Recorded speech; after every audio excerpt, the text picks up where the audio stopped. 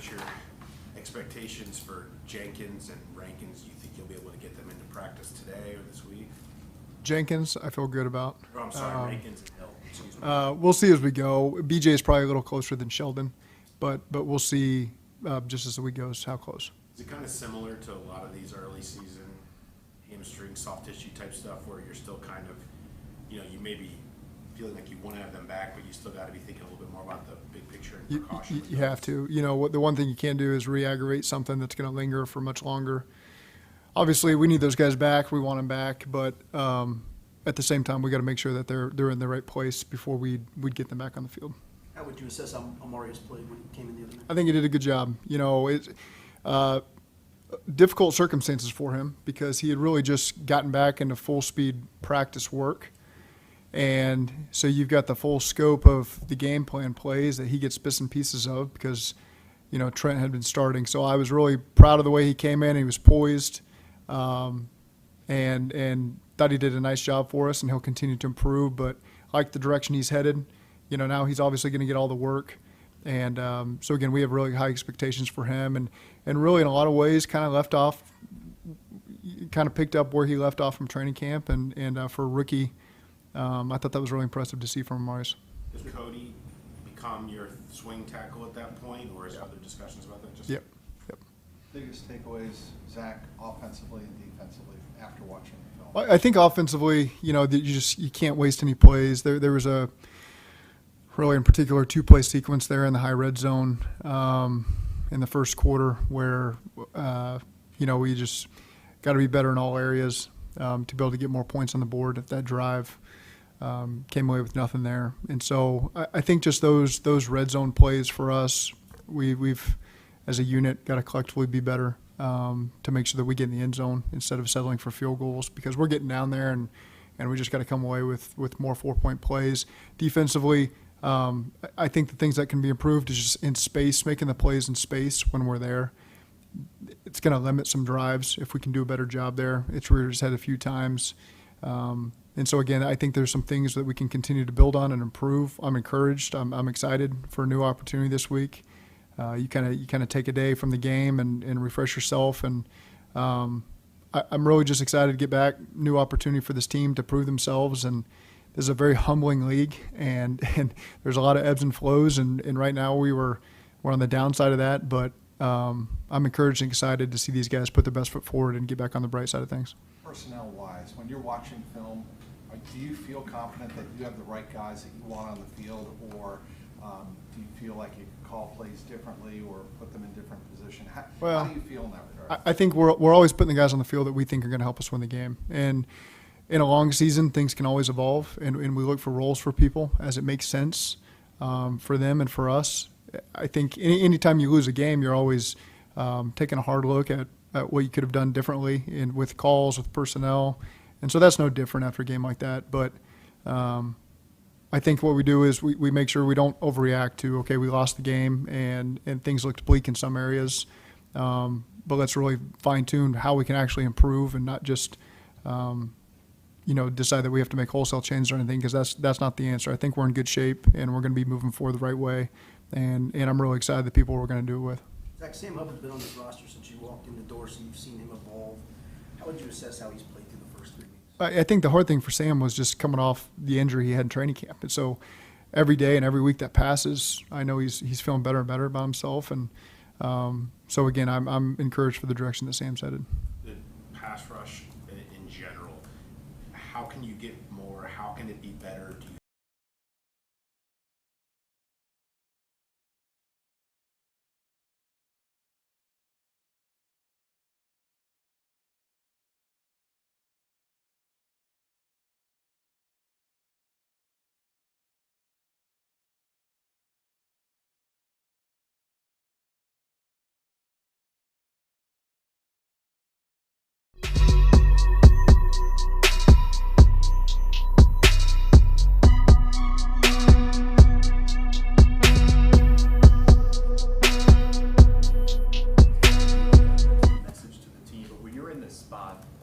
is there a level of messaging in terms of like trying to make sure everybody's on the same page? Yeah, that's part of my job, and that's part of the leadership on the team's job. again, I don't stand up there and give these big elaborate speeches, but there are things to keep them pointing in the right direction and make sure everybody's on the same page. That is important. And again, as you spend a day, we lost, you're upset about it, you're 0-3, it's not the position we thought we were in.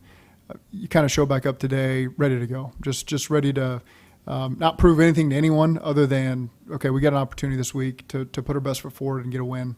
And it's going to take a lot of work to do it because this is a good football team. But you just kind of re-engaged and re-encouraged and ready to get back to work. Joe said he's going to think over how he is a leader and kind of see what that suits this team in the moment. What kind of change, if any, have you seen from him in the last couple of days and kind of how he's been? He's been positive. He's ready to get back to work and lead this team to wins. And I've been encouraged by him from the get-go. So nothing's different now. How do you feel like he's evolved in the time since you got him to now in the way that he kind of maybe not just handles winning and losing, but handles how his leadership role in the team? It's tough to say for me evolved because when you're with him every day, it's if there is a subtle change, it's just part of what you're experiencing with him. So I can't give you a great deep answer on that. It's again, when you're with somebody every day, it's how have they changed over a 2-3 year period. It's hard to really put that into words. How did you feel like Chris Jenkins did handle his first experience? I thought it was good. I thought there were some really positive things from him, and especially coming off surgery, playing with a club in there, and I was encouraged by things I saw Chris do on tape. You coached Andy and you coached a handful of games against Andy, and here he is still in the league. What does that say that he's still in the league and can turn in a performance like he did? Total pro. Always be grateful to Andy. He led us through a very difficult time. Did it the right way. Was always really good with me, with giving me feedback, and especially as a first-year head coach and all the challenges that we faced that year. And so again, I'm not surprised that he keeps getting opportunities and makes the most of them because of how he prepares and the talent that he has and his experience in the league. I mean, he's seen everything. He's gone against everything. He's played in a lot of different situations, and so you're not surprised to see him out there winning games and statistically doing the things he's doing and playing on time and making some unbelievable throws in that last game to help them win. What impressed you the most about what you saw from him this past week in that game? Well, I mean, impressed me. I've seen him play a billion times. So he made some terrific throws. The touchdown to Thielen. There were some other throws in there with the anticipation that he threw with where really the touchdown he threw to Thielen, you look at where he released that ball and where the safety was at and where he took Thielen is really impressive. And that was one of many. I thought he was in a great rhythm the other day and did a good job getting the ball out of his hands and was really accurate and aggressive. And those are the things that you're seeing from Andy. How different is it going from a Jaden Daniels, rookie quarterback, to a guy that has seen so much, almost everything you can see as a quarterback? Well, two guys that play with a lot of poise. You see that, and they know where to go with the ball, and they're very accurate, and you can tell that their teammates believe in them. Joe talked a little bit about the quick chat y'all had after the meeting or after the game. How would you describe the sentiment and kind of how that? I mean, it was something I didn't think anything of. I know I keep getting asked questions about this, but it's something that is not unique for Joe and I. I guess I just went in the wrong door. Is the biggest issue there. What does it say about him that he kind of wants to give that feedback as soon as he's coming off the field on whatever he's on top of his I mean, the amount of conversations he and I have together are countless at all times. Zach, you were just kind of talking about, and you were asked about how you're not really much of a yeller at times, and that doesn't always you don't always need to lead that way. But similar with Joe, like he's not much of a talker too, and that's kind of what people say about him. He's more a lead by example type of leader for you. Do you feel like it can almost be misled if someone's not vocal outward in the public eye, that it's maybe misleading to the type of accountability that is actually taking place? Yeah, that's hard for me to speak to, and those are the things that we just cannot worry about because they really aren't important to our team. What the perception is, what people think happens. We know exactly what happens. We know exactly what message is being portrayed. We know the relationships in the building. And, it obviously gets louder and louder as you lose games. You're 0-3. I'm sure that the external forces out there are loud and have their opinions. But I think the beauty of the pros we got in the building is know how to block that out and focus on what's important. And, again, this isn't the first time we've gone through adversity in the 6 years I've been here. So we know how to get ourselves out of it, whether it's the beginning of the season, the middle of the season, the end of the season. it's really all the same. And you're just looking for that first win to start to get some momentum. And I'm excited. I truthfully, I hadn't even remembered after this week last year, we were 1-3 coming off a 27-3 loss to Tennessee, until I kind of went through the notes and reviewed where we were last year. And so we've certainly faced adversity before, and there is a better side to this thing, and I'm encouraged that we're going to get there. To follow up on that, like, what are the challenges in helping someone like Joe grow as a leader and maybe making sure he doesn't try too hard to be something that he's not, but you still want to That's the beauty of Joe Burrow. He's not going to be somebody he's not. He's not going to force something. He's going to be genuine. He knows the right time to speak his mind and to lead in certain ways. And when you start trying to go outside the framework of who you are and what's made you what you are going to be, people see through that, and it's not as genuine. And I think everyone who's experienced the Joe Burrow experience has seen that he is 100% authentic, genuine. He's not going to do something because he thinks someone wants him to do it that way. He's going to do it because he knows it's the right thing to do. And we got a lot of guys like Joe that kind of lead in that same mold. And that's what gives me the confidence to be encouraged to sit here today and excited for the rest of the season. Is it different pulling a team out of adversity right now when you had an offseason where a lot of your core people that helped you do this in the past left? Is it different in that regard, dealing with adversity when you know a lot of the guys that helped you so much before are not here now? Yeah, I think if you're talking about TB, I was texting with TB today just by chance, but there are new guys that take on those roles, and so it's exciting to watch them and how they do it their own way. And so again, we've certainly, people you're referencing have been a big part of what we've done, but you got plenty of people that are still here, and you got plenty of people willing to take on new roles that really do a good job once they're empowered and they get an opportunity to do that. So it's not, I don't really look at it that way. I look at this as our team right now, and excited to get back to work and go to battle with these guys. That's typical. So talking to some of your former. Well, I'm just trying to think through who you're referencing, and yeah, I know. But as you're doing it, I was watching last year's walkthrough from this day, and I was having a conversation with TB, and I was just curious what we were probably talking about. But yeah, So much focus, Zach, obviously, on the relationship between you and the players after a game like Monday night. What about you, Lou, Darren? What kind of conversations do you have, Frank and otherwise, about making improvements? Yeah, we're always frank with each other, and I think that's part of just having a great relationship with people, and everyone just wants to get better, and so we all take a hard look at our units and collectively together what we got to do and improve. And again, it's I feel very confident in the direction that we can move forward starting this week. I know he's not ever going to be perfect, but the extra point missed in Kansas City and then the missed field goal on Monday night. What have your conversations with Darren been like about what you're missing from Evan right now? I feel good. I mean, that's two of the kicks. There's certainly been a lot that he's made, and so we still have a ton of confidence in him.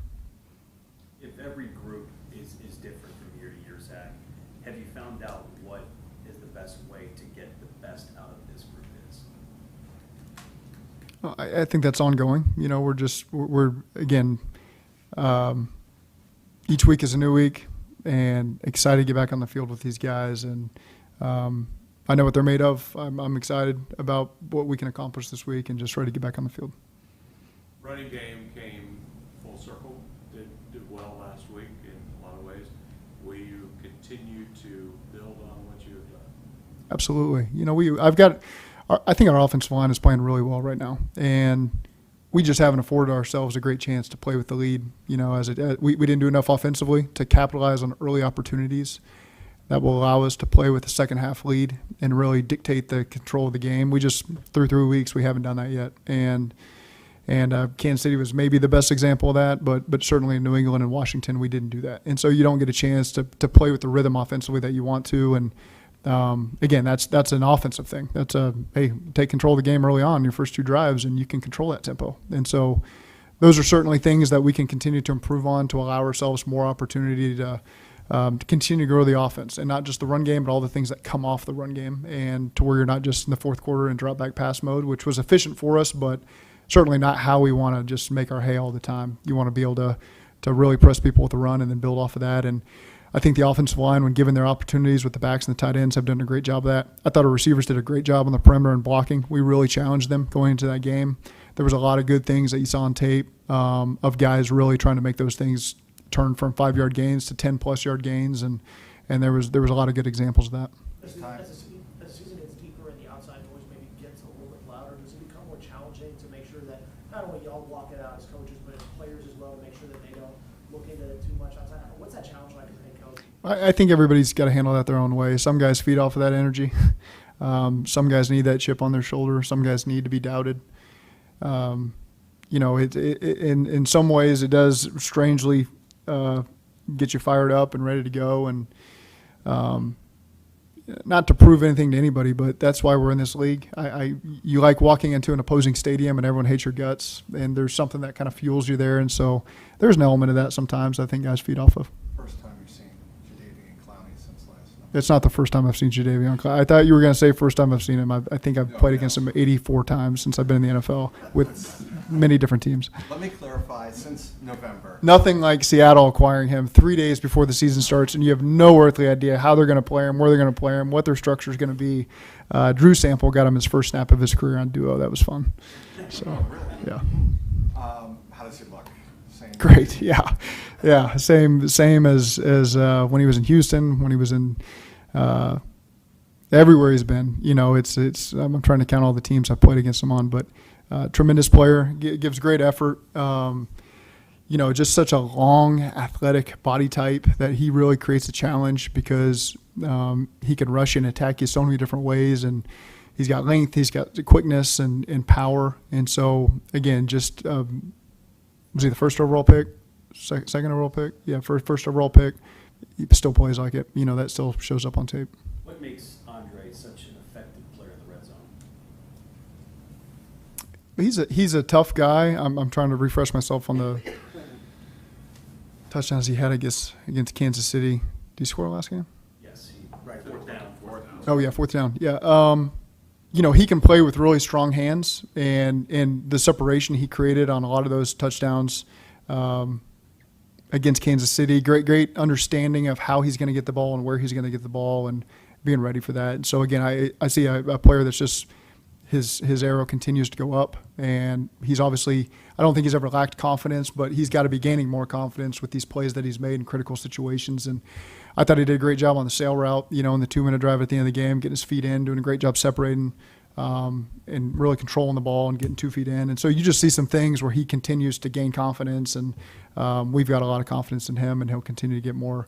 It's hard to say get him more opportunities. We have so many great players. There's a lot of guys you want to get opportunity for, but when it comes your way, you got to be ready to make it, and I think he's done an excellent job of that. Is there a moment or a time or interaction that you had with Andy that first year that really served to be a big building block on how you built how y'all built this thing moving forward? I don't know that deep. It was hard. There was, when you lose 12 games in a row, that's challenge. That's real challenge. And I just always appreciated the feedback and honesty he gave me, and we kind of went through it together of trying to find a win and trying to be perfect, because in a lot of ways you had to be perfect to that point, to be able to get those wins. And so if you just had 2 or 3 bad plays, you felt like you missed your opportunities. And so I can just remember going through that with him, and 2 guys that I think saw it all very similar, and when we were just trying to figure it out. And so again, I always appreciate that side of him. So was he the first player you met here? Yeah, I think so. I think I think he was probably the first player I met. If you didn't have a guy like that as your starting quarterback, how much difficult does that make it for you to kind of continue on after he's gone and kind of go from there? And kind of if you don't have that guy to set the tone early on your tenure, how much more difficult does that? Yeah, you need key leaders at key positions, and the quarterback's certainly a key position. And so to have a guy who had the experience he had, knew what we were trying to achieve, and you're installing a new offense, and so a guy that can visualize it and picture it, and it's just called a little bit different, but he's experienced it before, was certainly helpful. Okay, thank you. Thanks, Zach.